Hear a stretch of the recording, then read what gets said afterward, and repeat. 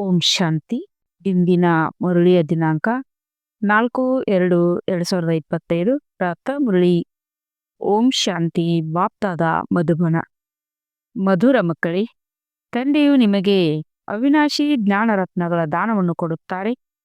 ಅದನ್ನು ನೀವು ಅನ್ಯರಿಗೆ ದಾನ ಮಾಡುತ್ತಾ ಇರಿ. ಈ ದಾನದಿಂದಲೇ ಸದ್ಗತಿಯಾಗಿ ಬಿಡುವುದು. ಪ್ರಶ್ನೆ: ಯಾವ ಹೊಸ ಮಾರ್ಗವನ್ನು ನೀವು ಮಕ್ಕಳ ವಿನ ಮತ್ಯಾರೂ ಅರಿತುಕೊಂಡಿಲ್ಲ? ಉತ್ತರ: ಮನೆಯ ಮಾರ್ಗ ಹಾಗೂ ಸ್ವರ್ಗಕ್ಕೆ ಹೋಗುವ ಮಾರ್ಗವು ಈಗ ನಿಮಗೆ ತಂದೆಯ ಮೂಲಕ ಸಿಕ್ಕಿದೆ. ನೀವು ತಿಳಿದುಕೊಂಡಿದ್ದೀರಿ, ಶಾಂತಿಧಾಮ ನಾವು ಆತ್ಮಗಳ ಮನೆಯಾಗಿದೆ. ಸ್ವರ್ಗವೇ ಬೇರೆ, ಶಾಂತಿಧಾಮವೇ ಬೇರೆಯಾಗಿದೆ. ಈ ಹೊಸ ಮಾರ್ಗವನ್ನು ನಿಮ್ಮ ವಿನ ಅನ್ಯ ಯಾರೂ ಅರಿತುಕೊಂಡಿಲ್ಲ. ನೀವು ಹೇಳುತ್ತೀರಿ, ಈಗ ಕುಂಭಕರ್ಣ ನಿದ್ರೆಯನ್ನು ಬಿಡಿ, ಕಣ್ಣುಗಳನ್ನು ತೆರೆಯಿರಿ, ಪಾವನರಾಗಿಯೇ ಮನೆಗೆ ಹೋಗಲು ಸಾಧ್ಯ. ಗೀತೆ: ಎದ್ದೇಳಿ ಪ್ರಿಯತಮರೇ, ಎದ್ದೇಳಿ. ಓಂ ಶಾಂತಿ. ಭಗವಾನ್ ವಾಚ್: ಇದನ್ನು ತಂದೆಯು ತಿಳಿಸಿದ್ದಾರೆ. ಮನುಷ್ಯರಿಗಾಗಲಿ ದೇವತೆಗಳಿಗಾಗಲಿ ಭಗವಂತನೆಂದು ಹೇಳಲಾಗುವುದಿಲ್ಲ, ಏಕೆಂದರೆ ಇವರಿಗೆ ಸಾಕಾರ ರೂಪವಿದೆ. ಬಾಕಿ ಪರಂಪಿತ ಪರಮಾತ್ಮನಿಗೆ ಆಕಾರಿ ರೂಪವಾಗಲಿ ಸಾಕಾರಿ ರೂಪವಾಗಲಿ ಇಲ್ಲ. ಆದ್ದರಿಂದ ಅವರಿಗೆ ಶಿವ ಪರಮಾತ್ಮಾಯ ನಮ ಎಂದು ಹೇಳುತ್ತಾರೆ. ಜ್ಞಾನಸಾಗರ ಅವರೊಬ್ಬರೇ ಆಗಿದ್ದಾರೆ. ಯಾವುದೇ ಮನುಷ್ಯರಲ್ಲಿ ಜ್ಞಾನವಿರಲು ಸಾಧ್ಯವಿಲ್ಲ. ಯಾವುದರ ಜ್ಞಾನ? ರಚಯಿತ ಮತ್ತು ರಚನೆಯ ಆದಿ ಮಧ್ಯ ಅಂತ್ಯದ ಜ್ಞಾನ. ಆತ್ಮ ಮತ್ತು ಪರಮಾತ್ಮನ ಈ ಜ್ಞಾನವು ಯಾರಲ್ಲಿಯೂ ಇಲ್ಲ. ಆದ್ದರಿಂದ ತಂದೆಯು ಬಂದು ಜಾಗೃತಗೊಳಿಸುತ್ತಾರೆ. ಹೇ ಪ್ರಿಯತಮರೇ, ಹೇ ಭಕ್ತಿನಿಯರೇ, ಎದ್ದೇಳಿ. ಸ್ತ್ರೀ ಅಥವಾ ಪುರುಷರೆಲ್ಲರೂ ಭಕ್ತನೀಯರಾಗಿದ್ದಾರೆ. ಭಗವಂತನನ್ನು ನೆನಪು ಮಾಡುತ್ತಾರೆ. ವಧುಗಳೆಲ್ಲರೂ ಒಬ್ಬ ವರನನ್ನು ನೆನಪು ಮಾಡುತ್ತಾರೆ. ಪ್ರಿಯತಮೆಯರಾದ ಆತ್ಮರೆಲ್ಲರೂ ಪರಂಪಿತ ಪರಮಾತ್ಮನಾದ ಪ್ರಿಯತಮನನ್ನು ನೆನಪು ಮಾಡುತ್ತಾರೆ. ಎಲ್ಲರೂ ಸೀತೆಯರಾಗಿದ್ದಾರೆ. ಒಬ್ಬ ಪರಂಪಿತ ಪರಮಾತ್ಮ ರಾಮನಾಗಿದ್ದಾರೆ. ರಾಮ ಶಬ್ದವನ್ನು ಏಕೆ ಹೇಳುತ್ತಾರೆ? ರಾವಣ ರಾಜ್ಯವು ಇದೆಯಲ್ಲವೇ? ಇದರ ಹೋಲಿಕೆಯಲ್ಲಿ ರಾಮರಾಜ್ಯವೆಂದು ಹೇಳಲಾಗುತ್ತದೆ. ರಾಮನು ತಂದೆಯಾಗಿದ್ದಾರೆ. ಅವರಿಗೆ ಈಶ್ವರನೆಂದು ಹೇಳುತ್ತಾರೆ, ಭಗವಂತನೆಂದು ಹೇಳುತ್ತಾರೆ. ಅವರ ಮೂಲ ಹೆಸರಾಗಿದೆ ಶಿವ. ಅಂದಾಗ ಅವರು ಈಗ ತಿಳಿಸುತ್ತಾರೆ, ಎದ್ದೇಳಿ ಪ್ರಿಯತಮೇರೆ, ಈಗ ನವಯುಗ ಬರುತ್ತಿದೆ. ಹಳೆಯದು ಸಮಾಪ್ತಿಯಾಗುತ್ತಿದೆ. ಈ ಮಹಾಭಾರತ ಯುದ್ಧದ ನಂತರ ಸತ್ಯಯುಗವು ಸ್ಥಾಪನೆಯಾಗುತ್ತದೆ ಮತ್ತು ಈ ಲಕ್ಷ್ಮೀನಾರಾಯಣರ ರಾಜ್ಯವಾಗುತ್ತದೆ. ಹಳೆಯ ಕಲಿಯುಗವು ಸಮಾಪ್ತಿಯಾಗುತ್ತಿದೆ. ಆದ್ದರಿಂದ ತಂದೆಯು ತಿಳಿಸುತ್ತಾರೆ, ಮಕ್ಕಳೇ, ಕುಂಭಕರ್ಣನ ನಿದ್ರೆಯನ್ನು ಬಿಡಿ, ಈಗ ಕಣ್ಣನ್ನು ತೆರೆಯಿರಿ. ಹೊಸ ಪ್ರಪಂಚವು ಬರುತ್ತಿದೆ. ಹೊಸ ಪ್ರಪಂಚಕ್ಕೆ ಸ್ವರ್ಗ ಸತ್ಯಯುಗವೆಂದು ಕರೆಯಲಾಗುತ್ತದೆ. ಇದು ಹೊಸ ಮಾರ್ಗವಾಗಿದೆ. ಮನೆ ಹಾಗೂ ಸ್ವರ್ಗದಲ್ಲಿ ಹೋಗುವ ಈ ಮಾರ್ಗವನ್ನು ಯಾರೂ ತಿಳಿದುಕೊಂಡಿಲ್ಲ. ಸ್ವರ್ಗವೇ ಬೇರೆಯಾಗಿದೆ, ಶಾಂತಿಧಾಮವೇ ಬೇರೆಯಾಗಿದೆ. ಅಲ್ಲಿ ಆತ್ಮಗಳಿರುತ್ತಾರೆ. ಎದ್ದೇಳಿ. ನೀವು ರಾವಣ ರಾಜ್ಯದಲ್ಲಿ ಪತಿತರಾಗಿ ಬಿಟ್ಟಿದ್ದೀರೆಂದು ಈಗ ತಂದೆ ಹೇಳುತ್ತಾರೆ. ಈ ಸಮಯದಲ್ಲಿ ಒಬ್ಬರು ಪವಿತ್ರ ಆತ್ಮನಿರಲು ಸಾಧ್ಯವಿಲ್ಲ, ಪುಣ್ಯಾತ್ಮರೆಂದು ಹೇಳುವುದಿಲ್ಲ. ಭಲೆ ಮನುಷ್ಯರು ದಾನ ಪುಣ್ಯ ಮಾಡುತ್ತಾರೆ, ಆದರೆ ಒಬ್ಬರೂ ಪವಿತ್ರ ಆತ್ಮಗಳಿಲ್ಲ. ಇಲ್ಲಿ ಕಲಿಯುಗದಲ್ಲಿ ಪತಿತ ಆತ್ಮಗಳಿದ್ದಾರೆ, ಸತ್ಯಯುಗದಲ್ಲಿ ಪಾವನ ಆತ್ಮಗಳಿರುತ್ತಾರೆ. ಆದ್ದರಿಂದ ಹೇಳುತ್ತಾರೆ, ಹೇ ಶಿವ ತಂದೆಯೇ, ಬಂದು ನಮ್ಮನ್ನು ಪಾವನ ಆತ್ಮರನ್ನಾಗಿ ಮಾಡಿ. ಇದು ಪವಿತ್ರತೆಯ ಮಾತಾಗಿದೆ. ಈ ಸಮಯದಲ್ಲಿ ತಂದೆಯು ಬಂದು ನೀವು ಮಕ್ಕಳಿಗೆ ಅವಿನಾಶಿ ಜ್ಞಾನ ರತ್ನಗಳ ದಾನವನ್ನು ಕೊಡುತ್ತಾರೆ. ನೀವು ಸಹ ಅನ್ಯರಿಗೆ ದಾನ ಮಾಡುತ್ತಾ ಇರಿ. ಆಗ ಪಂಚವಿಕಾರಗಳ ಗ್ರಹಣವು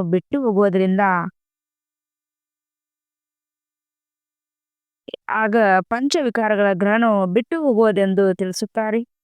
ಈ 5 ವಿಕಾರಗಳ ದಾನವನ್ನು ಕೊಟ್ಟಿದ್ದೇ ಆದರೆ ದುಃಖದ ಗ್ರಹಣವು ಬಿಡುಗಡೆಯಾಗುವುದು. ಪವಿತ್ರರಾಗಿ ಸುಖಧಾಮದಲ್ಲಿ ಹೋಗುವಿರಿ.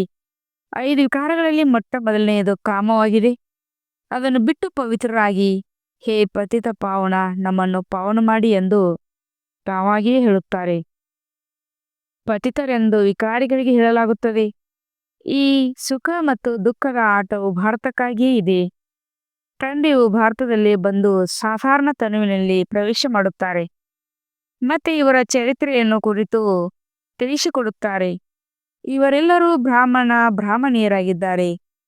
ಪ್ರಜಾಪಿತ ಬ್ರಹ್ಮನ ಸಂತಾನರಾಗಿದ್ದಾರೆ. ನೀವು ಎಲ್ಲರಿಗೆ ಪವಿತ್ರರಾಗುವ ಯುಕ್ತಿಯನ್ನು ತಿಳಿಸುತ್ತೀರಿ. ನೀ ಬ್ರಹ್ಮ ಕುಮಾರಿಯರು ವಿಕಾರದಲ್ಲಿ ಹೋಗಲು ಸಾಧ್ಯವಿಲ್ಲ. ನೀವು ಬ್ರಾಹ್ಮಣರದು ಇದೊಂದೇ ಜನ್ಮವಾಗಿದೆ. ದೇವತಾವರ್ಣದಲ್ಲಿ ನೀವು 21 ಜನ್ಮಗಳನ್ನು ತೆಗೆದುಕೊಳ್ಳುತ್ತೀರಿ. ವೈಶ್ಯ ಶೂದ್ರ ವರ್ಣದಲ್ಲಿ 63 ಜನ್ಮಗಳನ್ನು ತೆಗೆದುಕೊಳ್ಳುತ್ತೀರಿ. ಬ್ರಾಹ್ಮಣ ವರ್ಣದಲ್ಲಿ ಇದೊಂದೇ ಅಂತಿಮ ಜನ್ಮವಾಗಿದೆ. ಇದರಲ್ಲಿ ಪವಿತ್ರ ಆಗಬೇಕಾಗಿದೆ. ತಂದೆಯವರು ತಿಳಿಸುತ್ತಾರೆ, ಪವಿತ್ರರಾಗಿ ತಂದೆಯ ನೆನಪು ಅಥವಾ ಯೋಗ ಬಲದಿಂದ ವಿಕರ್ಮಗಳು ಭಸ್ಮವಾಗುತ್ತವೆ. ಇದೊಂದೇ ಜನ್ಮದಲ್ಲಿ ಪವಿತ್ರ ಆಗಬೇಕಾಗಿದೆ. ಸತ್ಯಯುಗದಲ್ಲಂತೂ ಯಾರೂ ಪತಿತರಾಗುವುದಿಲ್ಲ. ಈಗ ಈ ಅಂತಿಮ ಜನ್ಮದಲ್ಲಿ ಪಾವನರಾಗುತ್ತೀರಿ, ಅಂದರೆ 21 ಜನ್ಮಗಳ ಪಾವನರಾಗುತ್ತೀರಿ. ಪಾವನರಾಗಿದ್ದೀರಿ, ಈಗ ಪತಿತರಾಗಿದ್ದೀರಿ. ಪತಿತರಾದ ಕಾರಣವೇ ಕರೆಯುತ್ತೀರಿ. ಪತಿತರನ್ನಾಗಿ ಯಾರು ಮಾಡಿದರು? ರಾವಣ ಸುರಿಮತ. ನನ್ನ ವಿನ ನೀವು ಮಕ್ಕಳನ್ನು ರಾವಣ ರಾಜ್ಯದಿಂದ ದುಃಖದಿಂದ ಮತ್ಯಾರು ಮುಕ್ತಗೊಳಿಸಲು ಸಾಧ್ಯವಿಲ್ಲ. ಎಲ್ಲರೂ ಕಾಮಚಿತೆಯ ಮೇಲೆ ಭಸ್ಮವಾಗಿ ಬಿಟ್ಟಿದ್ದಾರೆ. ನಾನು ಬಂದು ಜ್ಞಾನಚಿತೆಯ ಮೇಲೆ ಕುಳ್ಳರಿಸಬೇಕಾಗುತ್ತದೆ. ಜ್ಞಾನದ ಜಲವನ್ನು ಹಾಕಬೇಕಾಗುತ್ತದೆ. ಎಲ್ಲರ ಸದ್ಗತಿ ಮಾಡಬೇಕಾಗಿದೆ. ಯಾರು ಒಳ್ಳೆಯ ರೀತಿಯಲ್ಲಿ ವಿದ್ಯೆಯನ್ನು ಓದುವರೋ ಅವರಿಗೆ ಸದ್ಗತಿಯಾಗುತ್ತದೆ. ಉಳಿದವರೆಲ್ಲರೂ ಶಾಂತಿಧಾಮದಲ್ಲಿ ಹೊರಟು ಹೋಗುತ್ತಾರೆ. ಸತ್ಯಯುಗದಲ್ಲಿ ಕೇವಲ ದೇವಿ ದೇವತೆಗಳೇ ಇದ್ದರು. ಅವರಿಗೆ ಸದ್ಗತಿಯು ಸಿಕ್ಕಿದೆ. ಉಳಿದೆಲ್ಲವರಿಗೆ ಮುಕ್ತಿ ಅಥವಾ ಗತಿಯು ಸಿಗುತ್ತದೆ. 5000 ವರ್ಷಗಳ ಮೊದಲು ಈ ದೇವತೆಗಳ ರಾಜ್ಯವಿತ್ತು. ಇದು ಲಕ್ಷಾಂತರ ವರ್ಷಗಳ ಮಾತಲ್ಲ. ತಂದೆಯವರು ತಿಳಿಸುತ್ತಾರೆ, ಮಧುರಾತಿ ಮಧುರ ಮಕ್ಕಳೇ, ತಂದೆಯಾದ ನನ್ನನ್ನು ನೆನಪು ಮಾಡಿ. ಮನ್ಮನಾಭವ ಶಬ್ದವು ಪ್ರಸಿದ್ಧವಾಗಿದೆ. ಭಗವಾನ್ ವಾಚ್, ಯಾವ ದೇಹಧಾರಿಗಳಿಗೂ ಭಗವಂತನೆಂದು ಹೇಳುವುದಿಲ್ಲ. ಆತ್ಮಗಳು ಒಂದು ಶರೀರವನ್ನು ಬಿಟ್ಟು ಇನ್ನೊಂದನ್ನು ತೆಗೆದುಕೊಳ್ಳುತ್ತವೆ. ಕೆಲವೊಮ್ಮೆ ಸ್ತ್ರೀ, ಕೆಲವೊಮ್ಮೆ ಪುರುಷರಾಗುತ್ತಾರೆ. ಭಗವಂತನೆಂದು ಜನನ ಮರಣದ ಆಟದಲ್ಲಿ ಬರುವುದಿಲ್ಲ. ಇದು ನಾಟಕದನುಸಾರ ನಿಗದಿಯಾಗಿದೆ. ಒಂದು ಜನ್ಮವು ಇನ್ನೊಂದು ಜನ್ಮಕ್ಕೆ ಹೋಲುವುದಿಲ್ಲ. ಮತ್ತೆ ನಿಮ್ಮ ಈ ಜನ್ಮವು ಪುನರಾವರ್ತನೆಯಾಗುವುದು. ಆಗ ಇದೇ ಪಾತ್ರ, ಇದೇ ಮುಖ ಲಕ್ಷಣಗಳನ್ನು ಪುನಃ ತೆಗೆದುಕೊಳ್ಳುತ್ತೀರಿ. ಈ ನಾಟಕವು ಅನಾದಿಯಾಗಿ ಮಾಡಲ್ಪಟ್ಟಿದೆ. ಇದು ಬದಲಾಗಲು ಸಾಧ್ಯವಿಲ್ಲ. ಶ್ರೀಕೃಷ್ಣನಿಗೆ ಯಾವ ಶರೀರವು ಸತ್ಯಯುಗದಲ್ಲಿತ್ತೋ ಅದು ಮತ್ತೆ ಸತ್ಯಯುಗದಲ್ಲಿ ಸಿಗುತ್ತದೆ. ಆ ಆತ್ಮವು ಸಹ ಈಗ ಇಲ್ಲೇ ಇದೆ. ನಾವೇ ಆ ರೀತಿ ಆಗುತ್ತೇವೆಂದು ನೀವೀಗ ತಿಳಿದುಕೊಂಡಿದ್ದೀರಿ. ಈ ಲಕ್ಷ್ಮೀನಾರಾಯಣರ ಮುಖ್ಯ ಲಕ್ಷಣಗಳು ನಿಖರವಾಗಿಲ್ಲ. ಕಲ್ಪದ ನಂತರ ಪುನಃ ಅದೇ ರೀತಿ ಆಗುತ್ತವೆ. ಈ ಮಾತುಗಳನ್ನು ಹೊಸವರು ಅರಿತುಕೊಳ್ಳಲು ಸಾಧ್ಯವಿಲ್ಲ. ಯಾವಾಗ ಒಳ್ಳೆಯ ರೀತಿಯಲ್ಲಿ ಅವರಿಗೆ ತಿಳಿಸುವಿರೋ ಆಗ 84 ಜನ್ಮಗಳ ಚಕ್ರವನ್ನು ಅರಿತುಕೊಳ್ಳುತ್ತಾರೆ. ಮತ್ತು ಅವಶ್ಯವಾಗಿ ಪ್ರತಿಯೊಂದು ಜನ್ಮದಲ್ಲಿಯೂ ನಾಮ ರೂಪ ಲಕ್ಷಣಗಳು, ಮುಖ ಲಕ್ಷಣಗಳು ಬೇರೆ ಬೇರೆಯಾಗುತ್ತಿರುತ್ತವೆ ಎಂಬುದನ್ನು ತಿಳಿದುಕೊಳ್ಳುತ್ತಾರೆ. ಈಗ ಇವರ ಅಂತಿಮ 84 ಜನ್ಮದ ಮುಖ ಲಕ್ಷಣಗಳನ್ನು ಈ ರೀತಿ ಇವೆ. ಆದ್ದರಿಂದ ನಾರಾಯಣ ಮುಖ ಲಕ್ಷಣಗಳನ್ನು ಬಹಳ ಮಟ್ಟಿಗೆ ಇದೇ ರೀತಿಯಾಗಿ ತೋರಿಸುತ್ತಾರೆ. ಇಲ್ಲವೆಂದರೆ ಮನುಷ್ಯರು ಅರಿತುಕೊಳ್ಳಲು ಸಾಧ್ಯವಿಲ್ಲ. ನೀವು ಮಕ್ಕಳು ತಿಳಿದುಕೊಂಡಿದ್ದೀರಿ. ಮಮ್ಮಾ ಬಾಬಾರವರೇ ಈ ಲಕ್ಷ್ಮೀನಾರಾಯಣರಾಗುತ್ತಾರೆ. ಇಲ್ಲಂತೂ ಪಂಚತತ್ವಗಳು ಪವಿತ್ರವಾಗಿಲ್ಲ. ಈ ಶರೀರಗಳೆಲ್ಲವೂ ಪತಿತವಾಗಿದೆ. ಸತ್ಯಯುಗದಲ್ಲಿ ಶರೀರವೂ ಸಹ ಪವಿತ್ರವಾಗಿರುತ್ತದೆ. ಕೃಷ್ಣನಿಗೆ ಅತಿ ಸುಂದರನೆಂದು ಹೇಳುತ್ತಾರೆ. ಪ್ರಾಕೃತಿಕ ಸೌಂದರ್ಯವಿರುತ್ತದೆ. ಇಲ್ಲಿ ವಿದೇಶದಲ್ಲಿ ಬೆಳಗಿನ ಮನುಷ್ಯರಿದ್ದಾರೆ. ಆದರೆ ಅವರಿಗೆ ದೇವತೆಗಳೆಂದು ಹೇಳುವುದಿಲ್ಲ. ಏಕೆಂದರೆ ದೈವಿ ಗುಣಗಳಂತೂ ಇಲ್ಲವೇ ಅಂದಾಗ ತಂದೆಯು ಎಷ್ಟು ಚೆನ್ನಾಗಿ ಕುಳಿತು ತಿಳಿಸುತ್ತಾರೆ. ಇದು ಶ್ರೇಷ್ಠಾತಿ ಶ್ರೇಷ್ಠ ವಿದ್ಯೆಯಾಗಿದೆ. ಇದರಿಂದ ನಿಮ್ಮದು ಎಷ್ಟೊಂದು ಶ್ರೇಷ್ಠ ಸಂಪಾದನೆಯಾಗುತ್ತದೆ. ಎನಿಸಲಾರದಷ್ಟು ವಜ್ರ ವೈಡೂರ್ಯ ಧನವಿರುತ್ತದೆ. ಅಲ್ಲಂತೂ ವಜ್ರ ವೈಡೂರ್ಯಗಳ ಮಹಲ ಇತ್ತು. ಈಗ ಅದು ಮರೆಯಾಗಿ ಬಿಟ್ಟಿದೆ. ಅಂದಾಗ ನೀವು ಎಷ್ಟೊಂದು ಧನವಂತರಾಗುತ್ತೀರಿ. 21 ಜನ್ಮಗಳಿಗಾಗಿ ಅಪರಂಪಾರ ಸಂಪಾದನೆ ಇದೆ. ಇದರಲ್ಲಿ ಬಹಳ ಪರಿಶ್ರಮ ಬೇಕು. ದೇಹಿ ಅಭಿಮಾನಿಗಳಾಗಬೇಕಾಗಿದೆ. ನಾವು ಆತ್ಮಗಳಾಗಿದ್ದೇವೆ. ಈ ಹಳೆಯ ಶರೀರವನ್ನು ಬಿಟ್ಟು ನಾವು ಹಿಂತಿರುಗಿ ನಮ್ಮ ಮನೆಗೆ ಹೋಗಬೇಕಾಗಿದೆ. ತಂದೆಯು ಈಗ ಕರೆದುಕೊಂಡು ಹೋಗಲು ಬಂದಿದ್ದಾರೆ. ನಾವು ಆತ್ಮಗಳು 84 ಜನ್ಮಗಳನ್ನು ಪೂರ್ಣ ಮಾಡಿದೆವು. ಈಗ ಮತ್ತೆ ಪಾವನರಾಗಬೇಕಾಗಿದೆ. ತಂದೆಯನ್ನು ನೆನಪು ಮಾಡಬೇಕಾಗಿದೆ. ಇಲ್ಲವಾದರೆ ಇದು ಅಂತಿಮ ಸಮಯವಾಗಿರುವ ಕಾರಣ ಶಿಕ್ಷೆಗಳನ್ನು ಅನುಭವಿಸಿ ಹಿಂತಿರುಗಿ ಹೋಗುತ್ತೀರಿ. ಲೆಕ್ಕಾಚಾರಗಳನ್ನು ಎಲ್ಲರೂ ಸಮಾಪ್ತಿ ಮಾಡಲೇಬೇಕಾಗಿದೆ. ಭಕ್ತಿ ಮಾರ್ಗದಲ್ಲಿ ಕಾಶಿಗೆ ಹೋಗಿ ಬಲಿಹಾರಿಯಾಗುತ್ತಿದ್ದರು. ಆದರೂ ಸಹ ಯಾರೂ ಮುಕ್ತಿಯನ್ನು ಹೊಂದಿಲ್ಲ. ಅದು ಭಕ್ತಿ ಮಾರ್ಗ, ಇದು ಜ್ಞಾನ ಮಾರ್ಗವಾಗಿದೆ. ಇದರಲ್ಲಿ ಜೀವಘಾತ ಮಾಡಿಕೊಳ್ಳುವ ಅವಶ್ಯಕತೆ ಇಲ್ಲ. ಅದು ಜೀವಘಾತವಾಗಿದೆ. ಆದರೂ ಸಹ ಭಕ್ತರಿಗೆ ನಾವು ಮುಕ್ತಿಯನ್ನು ಹೊಂದುತ್ತೇವೆ ಎಂಬ ಭಾವನೆ ಇರುತ್ತದೆ. ಆದ್ದರಿಂದ ಪಾಪಗಳ ಲೆಕ್ಕಾಚಾರವು ಸಮಾಪ್ತಿಯಾಗಿ ಮತ್ತೆ ಆರಂಭವಾಗುತ್ತದೆ. ಈಗಂತೂ ಬಲಿಹಾರಿಯಾಗಲು ಬಹಳ ಕೆಲವರೇ ಧೈರ್ಯವನ್ನಿಡುತ್ತಾರೆ. ಆದರೆ ಜೀವನ್ಮುಕ್ತಿ ಸಿಗಲು ಸಾಧ್ಯವಿಲ್ಲ. ತಂದೆಯ ವಿನ ಮತ್ಯಾರು ಜೀವನ್ಮುಕ್ತಿಯನ್ನು ಕೊಡಲು ಸಾಧ್ಯವೇ ಇಲ್ಲ. ಆತ್ಮಗಳು ಬರುತ್ತಿರುತ್ತಾರೆ ಅಂದ ಮೇಲೆ ಹಿಂತಿರುಗಿ ಮನೆಗೆ ಹೇಗೆ ಹೋಗುವುದು? ಅಂದ ಮೇಲೆ ತಂದೆ ಬಂದು ಸರ್ವರ ಸದ್ಗತಿ ಮಾಡಿ ಹಿಂತಿರುಗಿ ಕರೆದುಕೊಂಡು ಹೋಗುತ್ತಾರೆ. ಸತ್ಯಯುಗದಲ್ಲಿ ಕಡಿಮೆ ಮನುಷ್ಯರಿರುತ್ತಾರೆ. ಆತ್ಮವೆಂದು ವಿನಾಶ ಹೊಂದುವುದಿಲ್ಲ. ಆತ್ಮವು ಅವಿನಾಶಿ, ಶರೀರವು ವಿನಾಶಿ. ಸತ್ಯಯುಗದಲ್ಲಿ ದೀರ್ಘಾಯುಷ್ಯವಿರುತ್ತದೆ. ದುಃಖದ ಮಾತಿಲ್ಲ. ಒಂದು ಶರೀರವನ್ನು ಬಿಟ್ಟು ಇನ್ನೊಂದನ್ನು ತೆಗೆದುಕೊಳ್ಳುತ್ತಾರೆ. ಹೇಗೆ ಸರ್ಪದ ಉದಾಹರಣೆ ಇದೆ, ಅದಕ್ಕೆ ಸಾಯುವುದೆಂದು ಇರುವುದಿಲ್ಲ. ದುಃಖದ ಮಾತಿಲ್ಲ. ಈಗ ಸಮಯವು ಪೂರ್ಣವಾಯಿತು. ಈ ಶರೀರವನ್ನು ಬಿಟ್ಟು ಇನ್ನೊಂದನ್ನು ತೆಗೆದುಕೊಳ್ಳುತ್ತೇವೆಂದು ತಿಳಿಯುತ್ತಾರೆ. ನೀವು ಮಕ್ಕಳು ಈ ಶರೀರದಿಂದ ಭಿನ್ನರಾಗುವ ಅಭ್ಯಾಸವನ್ನು ಇಲ್ಲೇ ಮಾಡಬೇಕು. ನಾವು ಆತ್ಮಗಳಾಗಿದ್ದೇವೆ. ಈಗ ನಾವು ಮನೆಗೆ ಹೋಗಬೇಕಾಗಿದೆ. ನಂತರ ಹೊಸ ಪ್ರಪಂಚದಲ್ಲಿ ಬರುತ್ತೇವೆ. ಹೊಸ ಶರೀರವನ್ನು ತೆಗೆದುಕೊಳ್ಳುತ್ತೇವೆ. ಈ ಅಭ್ಯಾಸ ಮಾಡಿ. ನಿಮಗೆ ತಿಳಿದಿದೆ, ಆತ್ಮವು 84 ಶರೀರಗಳನ್ನು ತೆಗೆದುಕೊಳ್ಳುತ್ತದೆ. ಇದಕ್ಕೆ ಮನುಷ್ಯರು 84 ಲಕ್ಷ ಜನ್ಮಗಳೆಂದು ಹೇಳಿಬಿಟ್ಟಿದ್ದಾರೆ. ತಂದೆಯನ್ನಂತೂ ಲೆಕ್ಕವಿಲ್ಲದಷ್ಟು ಕಲ್ಲು ಮುಳ್ಳಿನಲ್ಲಿದ್ದಾರೆಂದು ಹೇಳಿಬಿಡುತ್ತಾರೆ. ಇದಕ್ಕೆ ಧರ್ಮಗ್ಲಾನಿ ಎಂದು ಹೇಳಲಾಗುತ್ತದೆ. ಮನುಷ್ಯರು ಸ್ವಚ್ಛ ಬುದ್ಧಿಯವರಿಂದ ಸಂಪೂರ್ಣ ತುಚ್ಛ ಬುದ್ಧಿಯವರಾಗಿ ಬಿಡುತ್ತಾರೆ. ಈಗ ತಂದೆಯು ನಿಮ್ಮನ್ನು ಸ್ವಚ್ಛ ಬುದ್ಧಿಯವರನ್ನಾಗಿ ಮಾಡುತ್ತಾರೆ. ನೆನಪಿನಿಂದಲೇ ಸ್ವಚ್ಛವಾಗುತ್ತೀರಿ. ತಂದೆಯು ತಿಳಿಸುತ್ತಾರೆ, ಈಗ ನವಯುಗವು ಬರುತ್ತಿದೆ. ಅದರ ಚಿಹ್ನೆಯಾಗಿದೆ ಈ ಮಹಾಭಾರತ ಯುದ್ಧವಿದೆ. ಇದು ಅದೇ ಅನ್ನುವ ಶಸ್ತ್ರ ಯುದ್ಧಗಳಾಗಿವೆ. ಯಾವುದರಲ್ಲಿ ಅನೇಕ ಧರ್ಮಗಳ ವಿನಾಶ, ಒಂದು ಧರ್ಮದ ಸ್ಥಾಪನೆಯಾಗಿತ್ತು. ಅಂದ ಮೇಲೆ ಅವಶ್ಯವಾಗಿ ಭಗವಂತನು ಇರಬೇಕಲ್ಲವೇ? ಕೃಷ್ಣನು ಇಲ್ಲಿಗೆ ಬರಲು ಹೇಗೆ ಸಾಧ್ಯ? ಜ್ಞಾನಸಾಗರ ನಿರಾಕಾರನು ಅಥವಾ ಕೃಷ್ಣನಿಗೆ ಈ ಜ್ಞಾನವೇ ಇರುವುದಿಲ್ಲ. ಈ ಜ್ಞಾನವೇ ಮುಚ್ಚಿ ಹೋಗುತ್ತದೆ. ಭಕ್ತಿ ಮಾರ್ಗದಲ್ಲಿ ನಿಮ್ಮದು ಸಹ ಚಿತ್ರಗಳಾಗುತ್ತವೆ. ನೀವೇ ಪೂಜ್ಯರೇ, ನೀವೇ ಪೂಜಾರಿಗಳಾಗುತ್ತೀರಿ. ಕಲೆಗಳು ಕಡಿಮೆಯಾಗಿ ಬಿಡುತ್ತವೆ. ಆಯುಷ್ಯ ಸಹ ಕಡಿಮೆ ಆಗುತ್ತಾ ಹೋಗುತ್ತದೆ. ಏಕೆಂದರೆ ಭೋಗಿಗಳಾಗುತ್ತಾರೆ. ಸತ್ಯಯುಗದಲ್ಲಿ ಯೋಗಿಗಳಿರುತ್ತಾರೆ. ಯಾರದಾದರೂ ನೆನಪಿನಲ್ಲಿ ಯೋಗವನ್ನು ನೀಡುತ್ತೀರೆಂದಲ್ಲ, ಅಲ್ಲಿರುವುದೇ ಪವಿತ್ರ ಆತ್ಮಗಳು. ಕೃಷ್ಣನಿಗೂ ಸಹ ಯೋಗೇಶ್ವರನೆಂದು ಹೇಳುತ್ತಾರೆ. ಈ ಸಮಯದಲ್ಲಿ ಕೃಷ್ಣನ ಆತ್ಮವು ತಂದೆಯ ಜೊತೆ ಬುದ್ಧಿಯೋಗ ನೀಡುತ್ತದೆ. ಕೃಷ್ಣನ ಆತ್ಮವು ಈ ಸಮಯದಲ್ಲಿ ಯೋಗೇಶ್ವರನಾಗಿದೆ. ಸತ್ಯಯುಗದಲ್ಲಿ ಯೋಗೇಶ್ವರನೆಂದು ಹೇಳುವುದಿಲ್ಲ, ಅಲ್ಲಿ ರಾಜಕುಮಾರನಾಗುತ್ತಾರೆ. ಅಂದಾಗ ನಿಮ್ಮದು ಅಂತಿಮದಲ್ಲಿ ಇಂಥ ಸ್ಥಿತಿ ಇರಬೇಕು. ತಂದೆ ವಿನ ಮತ್ಯಾವ ಶರೀರದ ನೆನಪು ಬರಬಾರದು. ಶರೀರ ಮತ್ತು ಹಳೆಯ ಪ್ರಪಂಚದಿಂದ ಮಮತ್ವವು ಕಳೆಯಲಿ. ಸನ್ಯಾಸಿಗಳಿರುವುದೇ ಹಳೆಯ ಪ್ರಪಂಚದಲ್ಲಿ, ಆದರೆ ಗೃಹಸ್ಥದಿಂದ ಮಮತ್ವವನ್ನು ಕಳೆಯುತ್ತಾರೆ.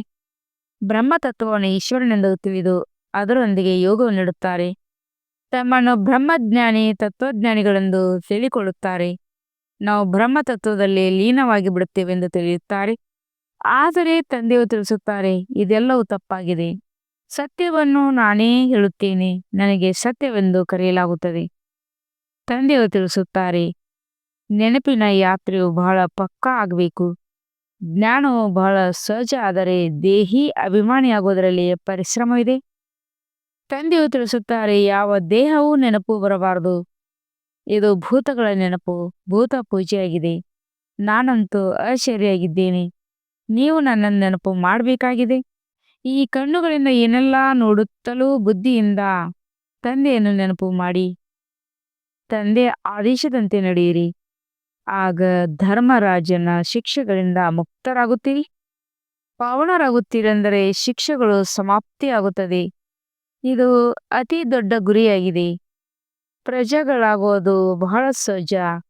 ಅದರಲ್ಲಿಯೂ ಸಾಹುಕಾರ ಪ್ರಜೆಗಳು, ಬಡ ಪ್ರಜೆಗಳು ಯಾರ್ಯಾರು ಆಗುತ್ತಾರೆ ಎಂಬುದೆಲ್ಲವನ್ನು ತಿಳಿಸುತ್ತಾರೆ. ಅಂತಿಮದಲ್ಲಿ ನಿಮ್ಮ ಬುದ್ಧಿಯೋಗವು ತಂದೆ ಮತ್ತು ಮನೆಯೊಂದಿರಬೇಕು. ಹೇಗೆ ನಾಟಕದಲ್ಲಿ ಪಾತ್ರಧಾರಿಗಳು ಪಾತ್ರವನ್ನು ಪೂರ್ಣವಾಗುತ್ತದೆ ಎಂದರೆ ಬುದ್ಧಿಯು ಮನೆ ಕಡೆ ಹೊರಟೋಗುತ್ತದೆ. ಇದು ಬೇಹದ್ದಿನ ಮಾತಾಗಿದೆ.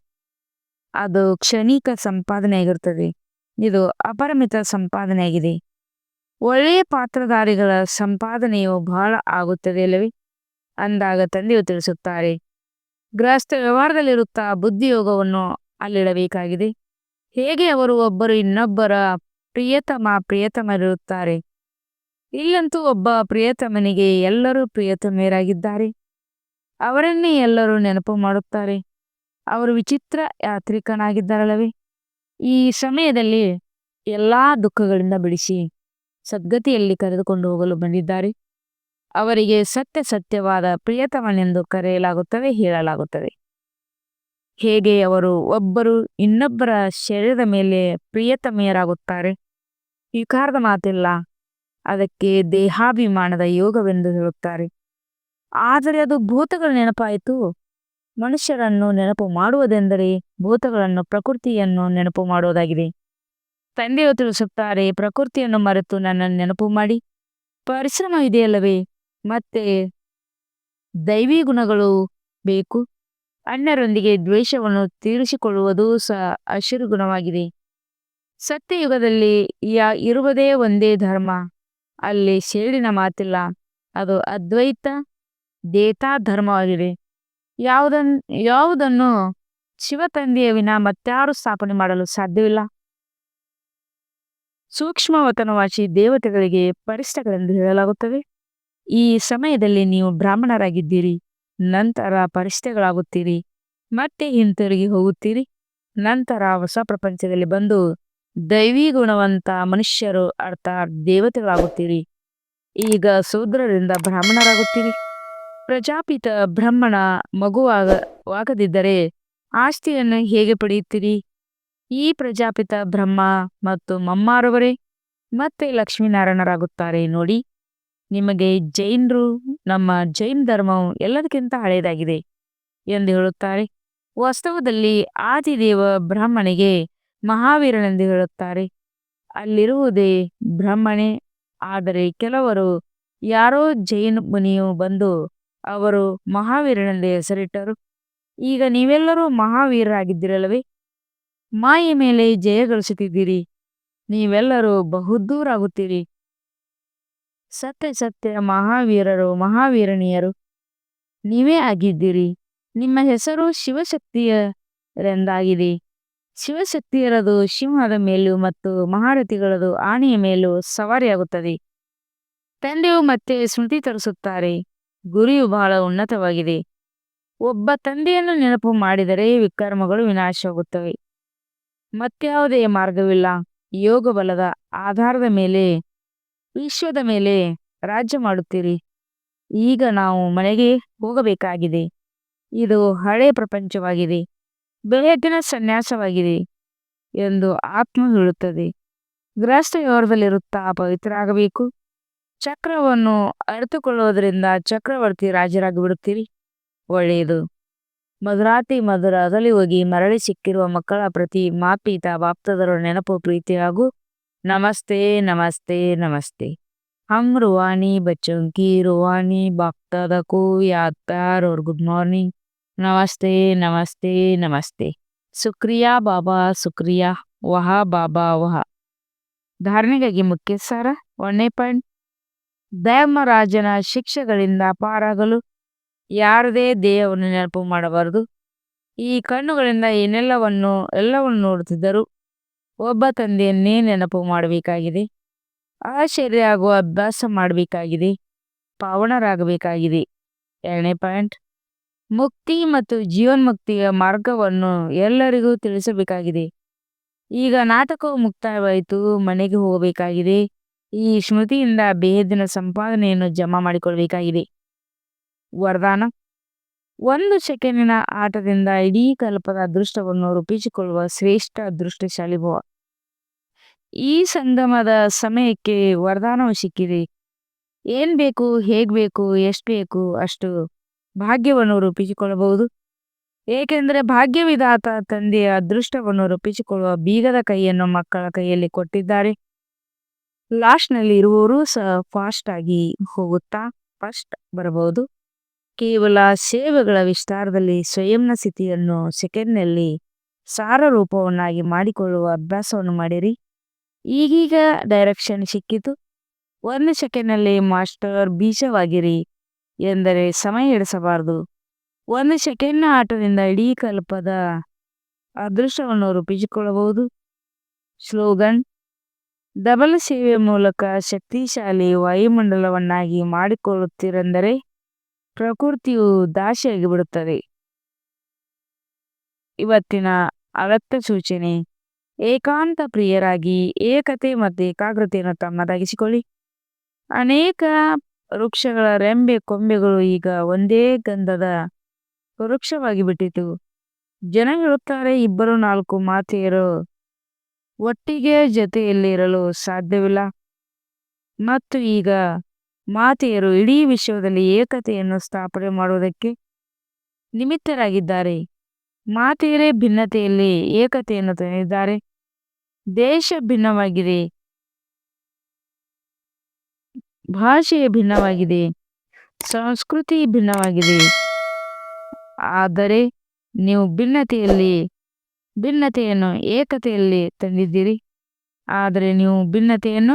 ಏಕತೆಯಲ್ಲಿ ತಂದಿದ್ದೀರಿ. ಓಂ ಶಾಂತಿ.